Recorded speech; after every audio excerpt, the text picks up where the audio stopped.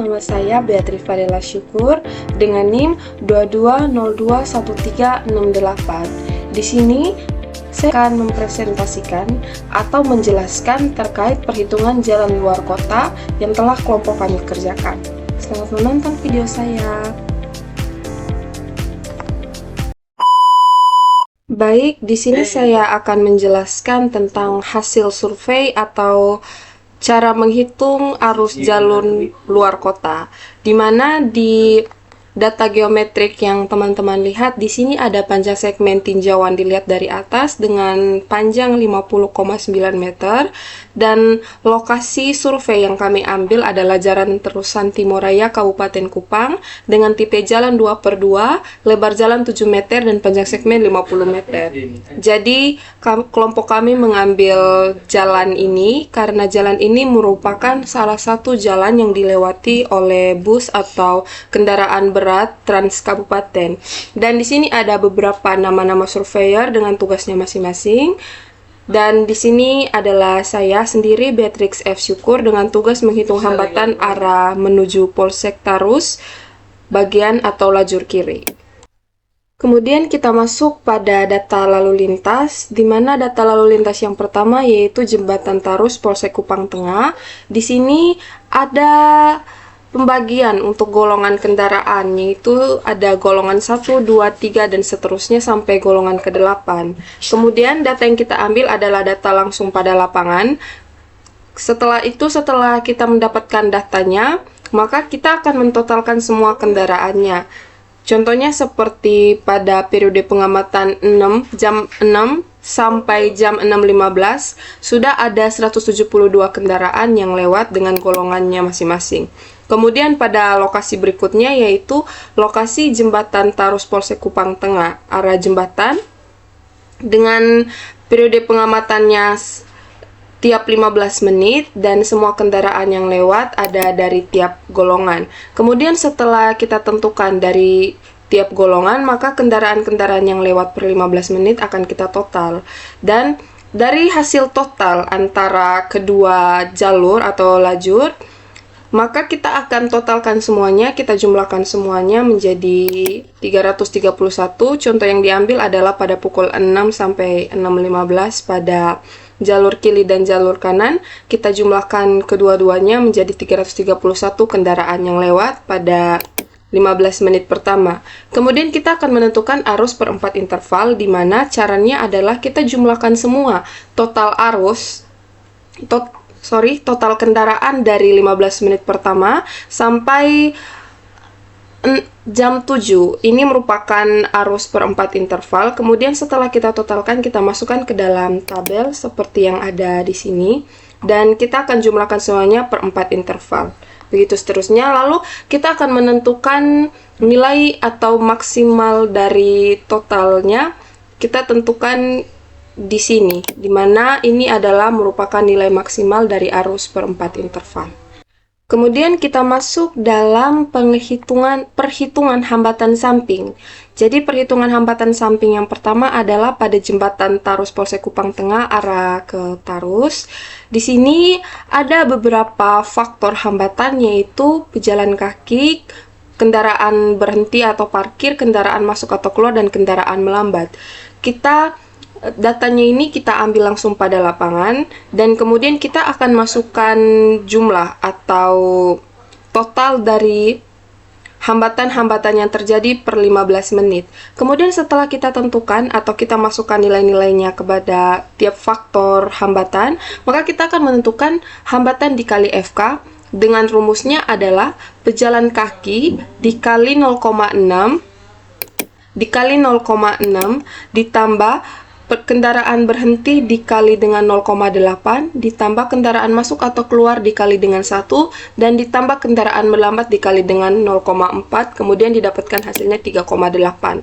Di mana di sini pejalan kakinya 2, maka 2 dikali 0,6 ditambah dengan 2 dikali 0,8 ditambah dengan 1 dikali 1 dan ditambah karena kendaraan melambatnya 0, maka kita kalikan 0 dikali 0,4 dan hasilnya 3,8. Dan untuk menentukan berikutnya atau hambatan X untuk periode berikutnya, kita gunakan rumus yang sama. Begitu pula pada lokasi jembatan Polsek Kupang Tengah arah jembatan, kita juga akan menghitung hambatan kali FK-nya dengan rumus yang sama seperti pada penjelasan yang tadi yang telah saya jelaskan pada arah tarus. Rumus yang digunakan untuk menentukan hambatan dikali FK adalah rumus yang sama seperti kita tentukan pada rumus sebelumnya. Kemudian kita akan menghitung total hambatan, di mana total hambatan ini adalah atau rumusnya adalah hambatan hambatan dikali FK arah tarus ditambah dengan hambatan kali FK arah jembatan, kemudian duanya dijumlahkan, maka hasilnya akan dapat demikian. Di mana pada periode 15 menit pertama, hambatan hambatan dikali FK adalah 3,8 dan kemudian ditambah dengan 3,4, maka hasilnya 7,2. Dan untuk menentukan berikutnya, maka rumus yang digunakan adalah rumus yang sama seperti kita menghitung pada periode awal. Kemudian untuk kelas hambatannya di sini ada 79,8, di mana ini kita simpulkan bahwa hambatan yang terjadi rendah. Jadi untuk nilai 79,8 adalah jumlah dari 4 elevasi, di mana 4 elevasi yang kita ambil adalah ini. Yang saya tandai, ini merupakan jumlah 4 elevasi total hambatan yang digunakan untuk menentukan kelas hambatan samping. Di mana kelas hambatan samping yang kami dapat atau kelompok kami dapat adalah 79,8 dan dapat disimpulkan bahwa hambatan yang terjadi sangat rendah. Lalu kita akan masuk dalam perhitungan arus lalu lintas, di mana pada perhitungan arus lalu lintas ini kita memerlukan nilai EMP, di mana nilai EMP didapat dari tabel 3-9 untuk segmen jalan umum tipe 2/2 TT. Dan di mana nilai EMP dari MP adalah 1 dan KS adalah 1,3 dan BB 1,5, TB 2,5, SM 0,5 dan ini merupakan arah 1 dan kemudian untuk arah 2-nya juga kita menggunakan nilai EMP yang sama. Kemudian untuk tabel kendaraan per jam, di mana ini ada 266 didapat dari jumlah data lalu lintas. Begitupun seterusnya ini didapat dari tabel lalu lintas atau data lalu lintas. Kemudian kita akan menentukan SMP per jam, di mana SMP per jam ini rumusnya adalah nilai EMP dikalikan dengan kendaraan per jam, yaitu 266 dikali 1. Kemudian kita akan menentukan nilai SMP dari kendaraan sedang, yaitu nilai EMP dikalikan dengan kendaraan per jam, yaitu 8, yaitu 1,3 dikali 8, maka hasilnya 10,4. Begitupun untuk nilai BB, yaitu nilainya adalah 1,5 atau nilai EMP dikalikan dengan kendaraan per jam, maka hasilnya 30. Begitupun untuk TB, di mana nilai EMP yang didapat adalah 2,5, kemudian kita akan kalikan dengan kendaraan per jam, maka hasilnya adalah 12,5. Begitupun untuk SM, maka kita akan kalikan nilai EMP. Nilai EMP-nya adalah 0,5 dikalikan dengan 1060, hasilnya adalah 530. Maka kita akan menentukan Ki arah 1, di mana nilai dari Ki arah 1 adalah jumlah semua dari EMP, KS, BP, BB, TB, dan SM dijumlahkan semuanya, maka hasilnya akan dapat seperti ini. Begitupun seterusnya pada SMP per jam. Jadi untuk perhitungan arah 2, sama juga perhitungannya seperti arah 1 yang seperti tadi saya sudah jelaskan. Maka perhitungan arah 2, teman-teman bisa ikuti cara perhitungannya seperti perhitungan pada arah 1. Kemudian kita akan tentukan Ki totalnya, di mana Ki total pertama kita tentukan dengan cara menjumlahkan dari Ki arah 1 ditambah dengan Ki arah 2, maka hasilnya adalah 3350. Kemudian kita akan menentukan Ki total yang kedua, di mana kita akan mentotalkan Ki arah 1 atau SMP per jam pada arah 1 ditambahkan dengan SMP per jam pada arah 2, maka hasilnya adalah 2168,4. Kemudian kita akan menjumlahkan atau menentukan kembali kendaraan per jam menjadi persen. Kita akan tentukan SMP atau kendaraan per jamnya pada tiap arah itu kita akan masukkan atau menentukan nilainya pada persen, dimana caranya adalah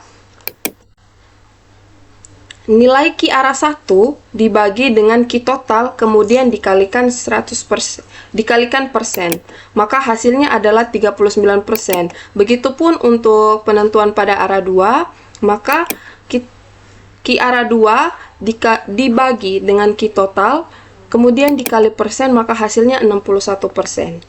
Oke, lalu kita akan menentukan kecepatan pada jalan luar kota, di mana di sini adalah arah yang pertama adalah arah ke Tarus, di mana kecepatan yang didapat ini merupakan data langsung atau data survei pada lapangan, di mana kelompok kami menggunakan bantuan stopwatch untuk menentukan tiap kendaraan. Untuk kendaraan bermotor, kendaraan ringan, dan kendaraan berat, kami mengambil 10 sampel kendaraan yang lewat pada menit atau pada tiap 15 menit. Kemudian dari semua kecepatan kendaraan-kendaraan ini, maka kita akan menentukan rata-rata dari tiap kendaraan ini. Kita akan menentukan rata-rata dari kendaraan bermotor, kendaraan ringan, dan kendaraan berat. Begitupun seterusnya. Jadi untuk data atau kecepatan, data kecepatan pada jalan luar kota ini, kami menentukannya dengan bantuan stopwatch. Ya, kita masuk dalam perhitungan kapasitas, di mana arahnya adalah saat ini, dan kapasitas dasarnya atau channelnya adalah 4000, dan lebar jalur atau FCL adalah 1. Nilai 1 ini didapat dari tabel 3 sampai 4, dan pemisahan arah atau FCPA adalah 0,94. Nilai ini didapat dari tabel 3 sampai 5. Dan hambatan samping yaitu FCHS yaitu 0,95 didapat dari tabel 3 sampai 8. Kemudian kita akan bentuk kapasitasnya, di mana kapasitas itu sendiri rumusnya adalah channel dikali FCL, channel dikali FCL, dikali FCPA, dikali FCHS, kemudian didapatkan kapasitasnya, yaitu 4000 dikali 1, dikali 0,94, dikali 0,95, maka hasilnya adalah 3575. Kemudian kita akan menentukan Q total sendiri, yaitu arus lalu lintas, di mana arus lalu lintas itu adalah 2168,4.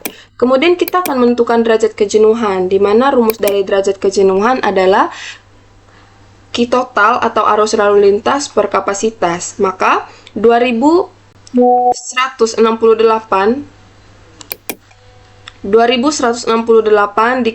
4 dibagi dengan 3572, maka hasilnya adalah 0,61. Yaps, kita masuk pada slide terakhir, di mana slide ini merupakan dokumentasi. Jadi di sini teman-teman bisa melihat ada beberapa dokumentasi dari kelompok kami dengan pada pukul 6 sampai jam 8 pagi. Di sini ada beberapa dokumentasi yang telah kelompok kami ambil. Ini merupakan dokumentasi pada pukul 11 sampai jam 13 atau jam 1 siang. Dan ini pada pukul 16.00 sampai 18.00.